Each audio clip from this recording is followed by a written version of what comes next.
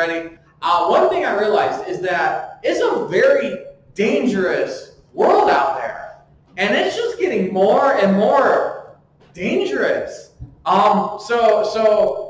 We had Hannah's parents over, and Hannah wanted her dad to bolt the dresser to the wall. And he said, well, I never had to do that. I'm like, well, probably, I guess in your day, dressers didn't fall over and kids didn't, pull out the drawers and climb up and then the dresser fell over. That didn't happen before, but now things have changed. And now that stuff happens.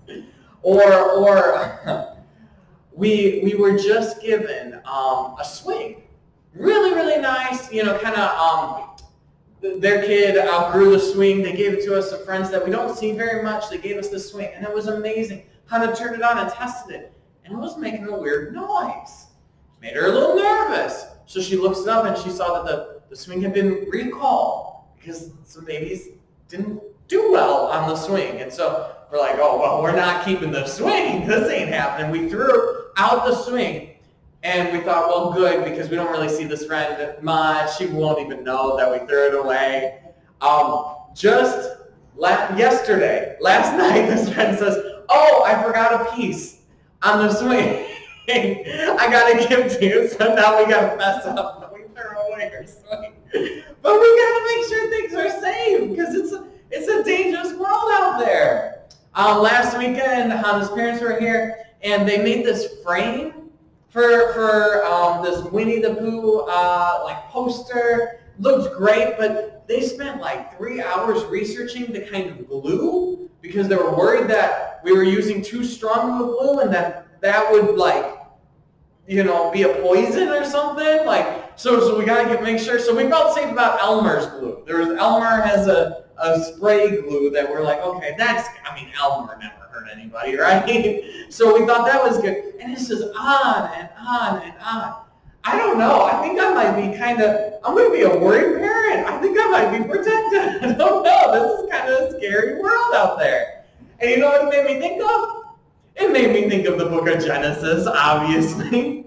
Because what does God do? God makes the world good. He says it over and over again. And it was good, and it was good, and it was good. But if you keep reading and you reread and you reread, you realize that it isn't the safest world God made.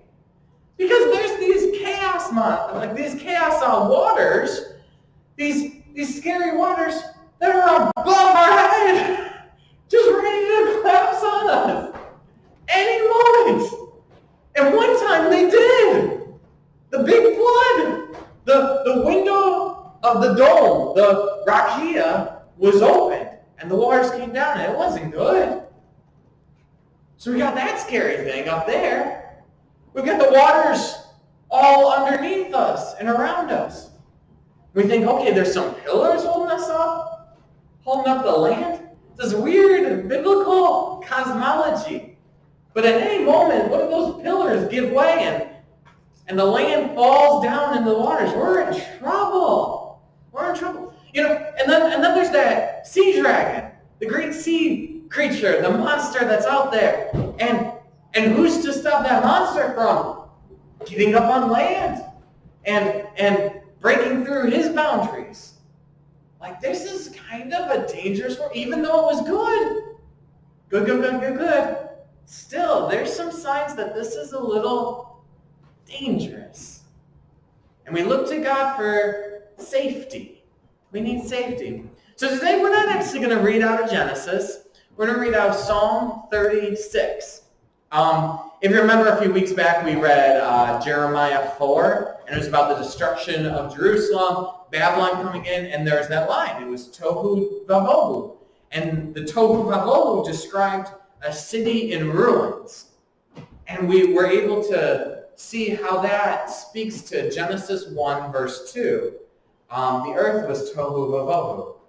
And it just adds just a depth of meaning that this is the language used to describe the destruction of a city. And that's how the Spirit hovers over the waters and things begin to change. And so I want to do something similar with Psalm 36, where this is sort of a little reward for all the work we've been doing, working through Genesis and trying to make sense of this whole cosmology, hopefully it becomes a little rewarding for us to make sense of some things that we may not have seen before. But then also it's a way for us to look back and understand the creation story a little better too. So we're going to take Psalm 36 a little slowly.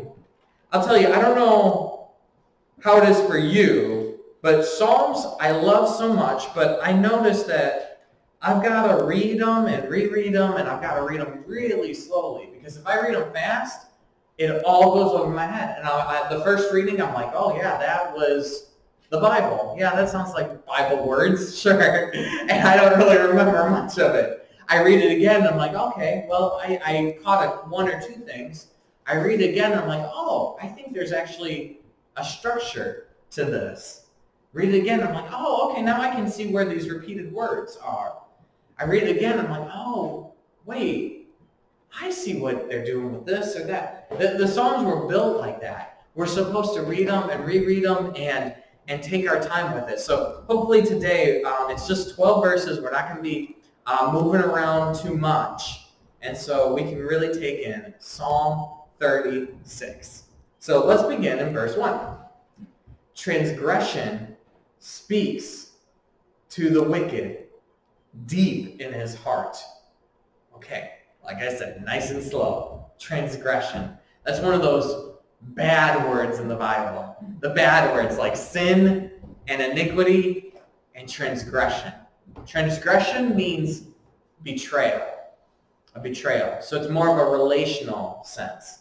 It's not, sometimes when we talk about doing bad, doing evil, we can talk about it in terms of, breaking a rule or a law, but transgression is more of a personal offense. So it can be a betrayal to God, it could be a self-betrayal. But right away, the psalm starts with transgression. Betrayal speaks to the wicked deep in his heart. Okay, so the wicked is listening to a voice, and the voice is betrayal itself. Not good, not good. For he flatters himself in his own eyes. His own eyes. That's Adam and Eve, they did what was right in their own eyes. They saw that the fruit was good for eating.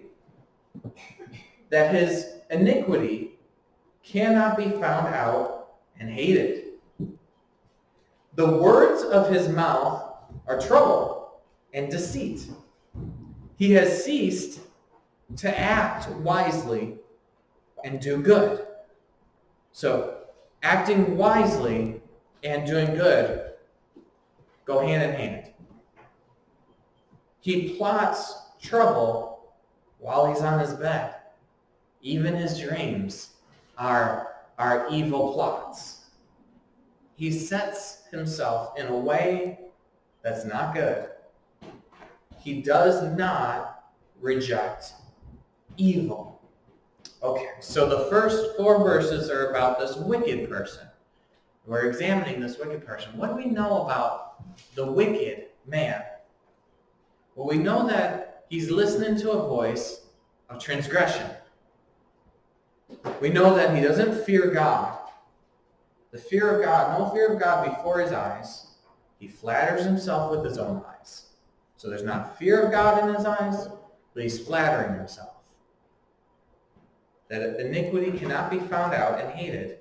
What does that mean? What is that? He's pretty self-deceived. That's what I'm saying. He flatters himself. And then what he says, the words of his mouth are trouble and deceit. And so what he does, so we're examining his heart, his eyes, we're examining the inner world, the inner workings of this wicked man, but then what comes out is evil, is acting badly. What is it? The words of his mouth are trouble and deceit. He has ceased to act wisely and do good, and he plots trouble in his bed. I want to be away from this guy. I don't know, someone who plots trouble, like that's someone you kind of want some distance from. Like you definitely don't want to be that person. Deep in his heart, though. Deep in his heart. It's like he doesn't know, though. like he's doing this evil. He's not acting wisely, but he thinks he is. Flattering himself in his own eyes that he doesn't hate the evil that he's doing. That's a dangerous person. That's a dangerous person. He is unaware of it. His carbon monoxide alarm is out of batteries. And he doesn't realize there's poison that he's breathing. He's in trouble and he doesn't know it. He's flattering himself in his own eyes. This is a dangerous kind of person. Of course, for me, I think of the Avengers and I think of Thanos. Anyone watch that movie, Infinity War? Raise your hand, just so I know how much I should explain. Okay, I'll explain more. Okay, so a lot of times in superhero movies, the villain is one-dimensional. He's, they call him like the mustache twirler villain. Like, it's just the hero needs to defeat this villain because the villain is doing evil and just likes doing evil or is just trying to make money or something. But what if there was a villain who thought he was doing good? That's a little more interesting story to tell, a little more interesting villain, and that was Thanos. Thanos has a backstory where his whole planet was destroyed because they ran out of resources, and so now he wants to save the universe by killing half of the population. But he thinks that will create a world in which the other half survives. And so the thing is, he could have solved the problem in a lot of other ways. So it's not like he's totally right. Like, we know he's wrong, and there's a lot of better ways. But the thing is with Thanos is he's convinced himself that he's right. He's self-deceived and dangerous. That's one of the appeals. Why Infinity War and Endgame together create the greatest movies of all time, in my humble opinion. But that's one of the things is we have a Thanos out there. We have wicked people who plot in their beds, but they think they're doing the right thing. Can you think of somebody, maybe in your life, maybe big or small, maybe somebody, said something really hurtful to you, and they thought, well, I was helping. And you're like, you were not helping. No. But they thought they were doing the right thing. Do you think of any politicians who, seem to think they're doing the right thing? It's a dangerous world out there. What makes it a dangerous world out there is because we have people who do evil, who give up on wisdom, and they don't know it. We have Thanoses all over this world. And so we start off this psalm with a little fear, right? We got the sea dragon in certain people, the chaos monster within certain people. What do? They're not in the sea anymore. Now they're scattered around. We have this wicked man. Well, we go into the new scene, verse 5, totally new. You would think it's a different psalm altogether. He goes up, all he did was talk about the wicked person. Now verse 5, your steadfast love, O Lord. Oh, not talking about the wicked anymore. We went from talking about the wicked down there. Now we're talking about the Lord up here. Extends to the heavens, the skies. What do we know about the heavens? We know a lot about the heavens. We've been talking about the heavens. In the beginning, God created the heavens and the earth. The heavens are what's up there. The earth is what's down here. Sometimes we can even say the skies and the land. So his love, his steadfast love, extends to the heavens. When we talk about steadfast love, the Hebrew is hesed, his hesed love, his loving kindness. This is the emotional drive in God that keeps him fulfilling his promises to us. This is why he fulfills the covenants he makes. This is the love, the affection behind it, the emotion that drives the Lord. Your steadfast love, O Lord, extends to the heavens.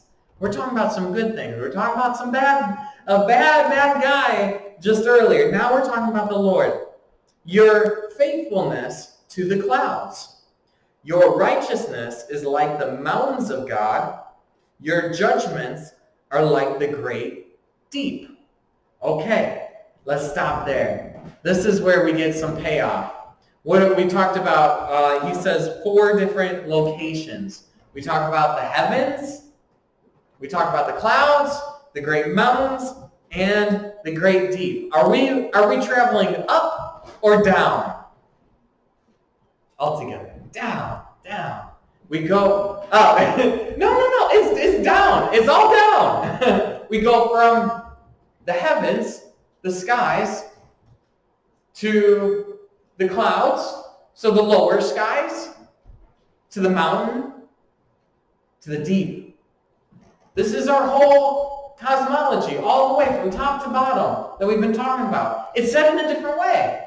Ain't that fun when the Bible can take what we've learned and then spread it out a little differently? You know, what we've been talking about is the heavens, the land, and the sea.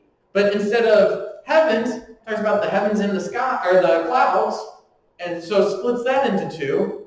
And then instead of just the land, he talks about the mountain, which is the land, but it's a little higher, closer to the heavens.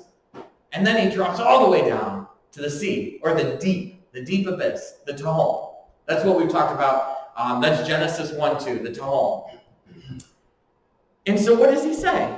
He says, your steadfast love, O Lord, extends to the heavens. Your, your faithfulness to the clouds. Righteousness is like the mountains. And then judgments, your justice, is like the great deep.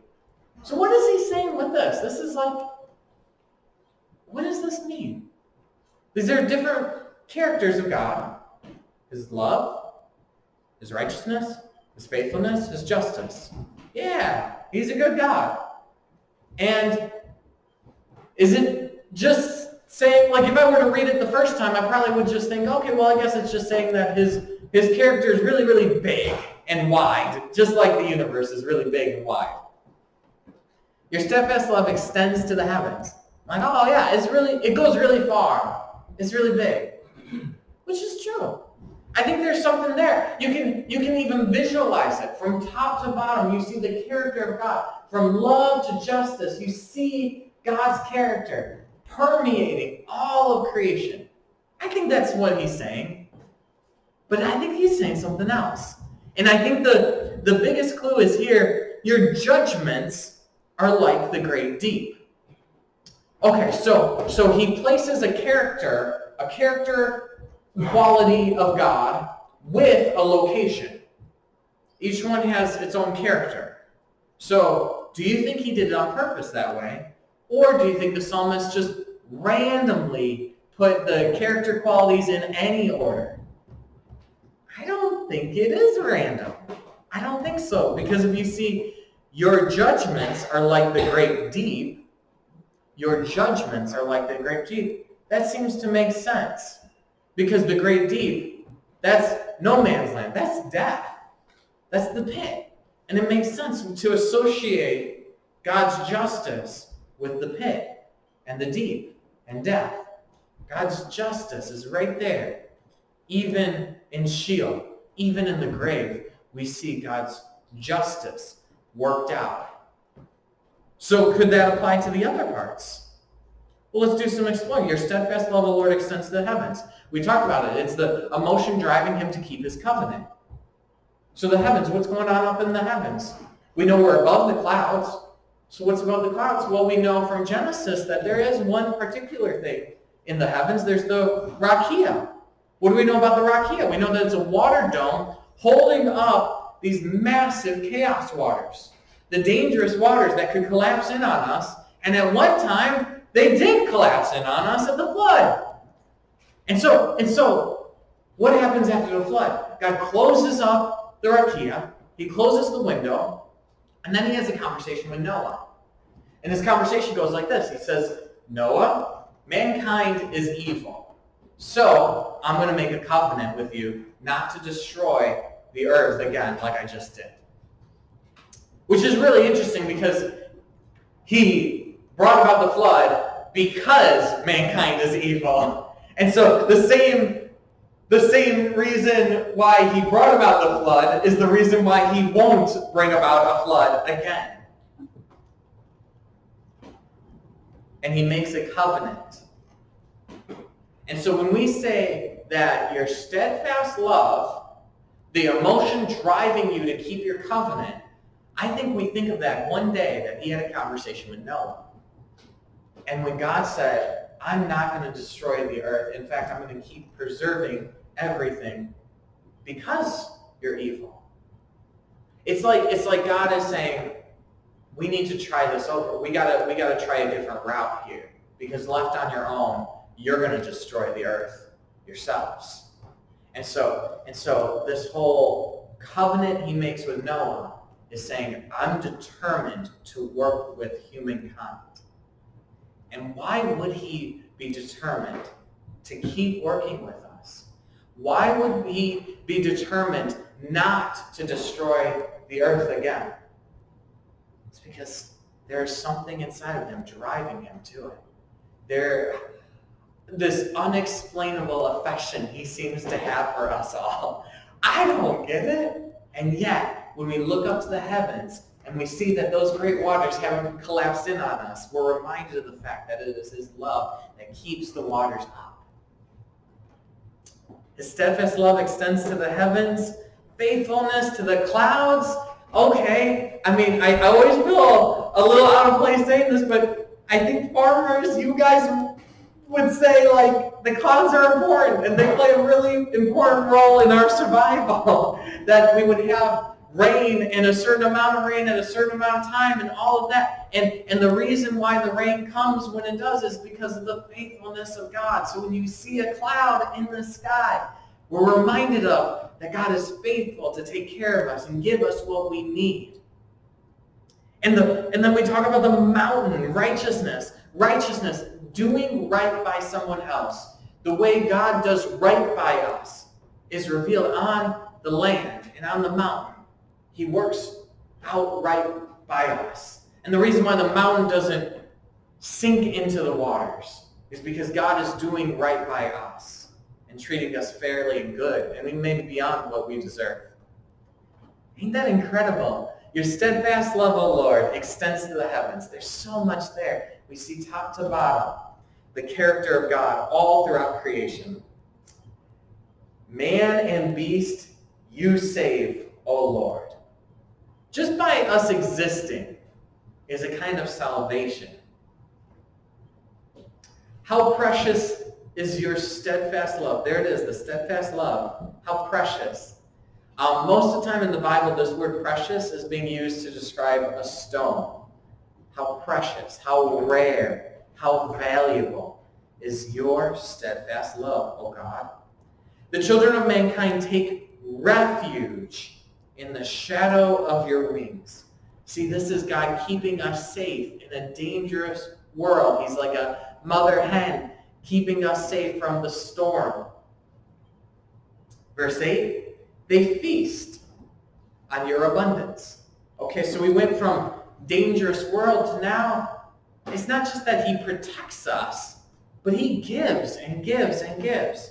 There's abundance. This is all, we see this in Genesis 1. We see abundance. Genesis 2, we're going to see abundance. There's lots of trees with lots of fruit. There's so much abundance. They feast on the abundance of your house. Your house. Here's the picture. If you were an ancient Israelite, when you hear the words, your house, you're thinking of the temple.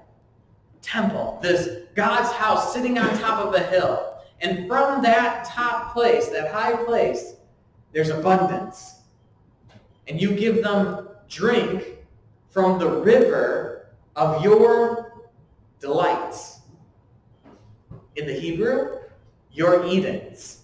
Your Edens. We've got the Garden of Eden up there. And from the garden, we have these rivers coming out and spreading across the world. And we drink from that river. For with you is the fountain of life. In your light do we see light.